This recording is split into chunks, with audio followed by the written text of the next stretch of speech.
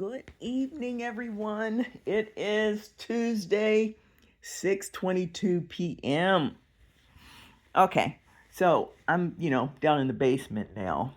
I had got most of it packed, and now I'm just kind of switching some boxes around, that have lighter items. I'm putting them in larger boxes and putting the heavier ones in smaller. I don't know. Maybe it's part of this ADD thing. I don't know, but it seems like it'll be a lot easier to carry that way. And yeah, and I just don't feel like going to Home Depot again. I go to Home Depot, it seems like every week to get more boxes. So, but I came across this. This was when I was stationed in Fort McClellan. I was in at Fort McClellan from 96 to 99, and then I went to Fort Campbell, 101st. But this was from the Army Community Service Center, and it's 101 ways to praise your child. So what I'm going to do is I'll actually take a picture of this too, and I'll attach it to the YouTube video so that you'll have it as well. But we've got it. We have to build this future for our children. And that starts with how we treat them at home. Just because maybe we weren't treated a certain way, or society, maybe your culture calls for something else, some other type of treatment. I don't know. We've got so much stuff going on right now. I don't know whether we're coming or going. And we need to be coming to Jesus. So we have to speak life. We have to speak life and positivity into our children from a young age. Even if that's just telling them you are loved and you are beautiful, you are handsome, you are kind, you are wonderful. You are a superstar. You're the apple of my eye.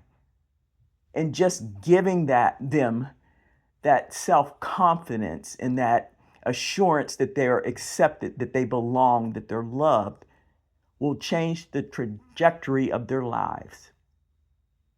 I guarantee you. But I just wanted to put that quick word out to you, but I am making progress. I am in the basement, and like I said, I've just taken, as you can see, all the small boxes are now empty. I've emptied all of them, and I've compacted the items in here, which I think it's better. These flatter boxes, it's more condensed, and the weight is evenly distributed. I know. I'm just, but these pictures here are actually like, I bought them when I was in Germany. I was stationed in Germany from 1984 to 1986. But it was 3 little prints, and it took me about 20 years to actually get them matted and framed. But they were a trio for Jesus. And he was in the Garden of Gethsemane here. I don't think you can see that. Yeah, I'll do some better pictures of it once I get settled. But yeah, these are my favorites. I just found them again. I got so much stuff that, yeah, these have sentimental value because that's where I got saved, and that's where I got baptized. And I don't know if I told you, the family, the pastor that baptized me, him and his entire family, except for the little girl, he had two sons and a daughter, wife. They perished in a car accident in Germany back in the 80s, late 80s, I think.